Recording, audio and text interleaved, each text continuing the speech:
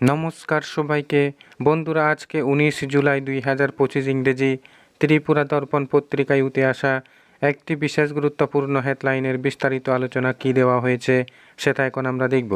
হেডলাইনটির নাম হলো মুখ্যমন্ত্রীর বাড়ির সামনে বেকার বিক্ষোভ, চাপা উত্তেজনা, গ্রেপ্তার।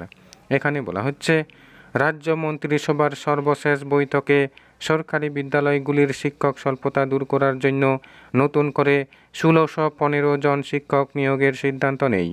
মন্ত্রিসভার গৃহীত এই সিদ্ধান্ত স্বাভাবিকভাবেই রাজ্যের যোগ্যতা সম্পন্ন বেকার যুবক যুবতীদের কাছে অনেকটা খুশির খবর। কিন্তু শিক্ষকের স্বল্পতা দূর করতে ২০২২ সালের সেপ্টেম্বর মাসে অনুষ্ঠিত এসটিজিটি পরীক্ষার ফলাফল সংক্রান্ত জটিলতা দূর না করে নতুনভাবে শিক্ষক নিয়োগের সিদ্ধান্তে স্বাভাবিকভাবেই হতাশা দেখা দেয় পরীক্ষার্থীদের মধ্যে।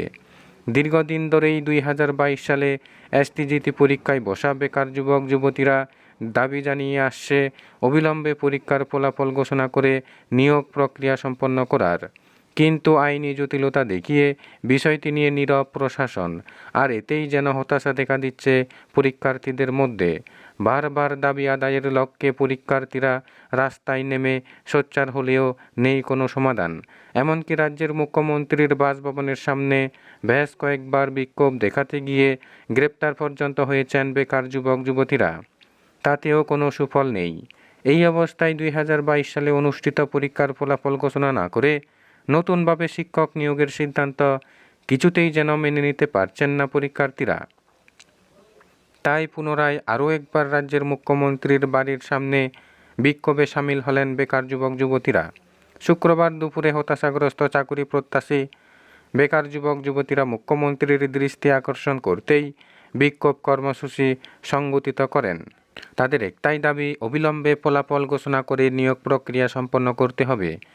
আর এই দাবিতে রাস্তায় নামায় আরক্ষা প্রশাসনের কর্মীরা অনেকটা জোরপূর্বক আন্দোলনকারীদের তুলে নিয়ে যায় অরুন্ধতিনগর পুলিশ মাঠে। বেকারদের এই বিক্ষোভ কর্মসূচিকে ঘিরে একসময় ব্যাপক উত্তেজনা দেখা দেয় মুখ্যমন্ত্রীর বাড়ির সামনে।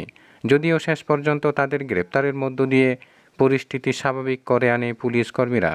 আন্দোলনকারী বেকার যুবক যুবতীদের অভিযোগ, অন্যান্য দপ্তরে যথারীতি নিয়োগ প্রক্রিয়া চললেও একমাত্র ব্যতিক্রম যেন এসটিজিটি পরীক্ষার্থীরা। তাদের মধ্যে অনেকেই আবার বয়স উত্তীর্ণ হয়ে গেছে। প্রতিযোগিতামূলক পরীক্ষায় বসতে গিয়ে অনেকেই আর্থিক ক্ষতির সম্মুখীন। তাদের অনেকের পক্ষেই নতুনভাবে পরীক্ষায় বসা অসম্ভব।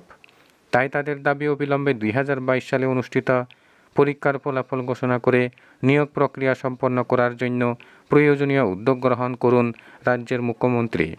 বন্ধুরা, খবর আপাতত এই পর্যন্ত। বন্ধুরা, ভিডিওটি ভালো লাগলে লাইক, শেয়ার, সাবস্ক্রাইব করে আমাদের সঙ্গে থাকুন। ধন্যবাদ সবাইকে ভিডিওটি দেখার জন্য।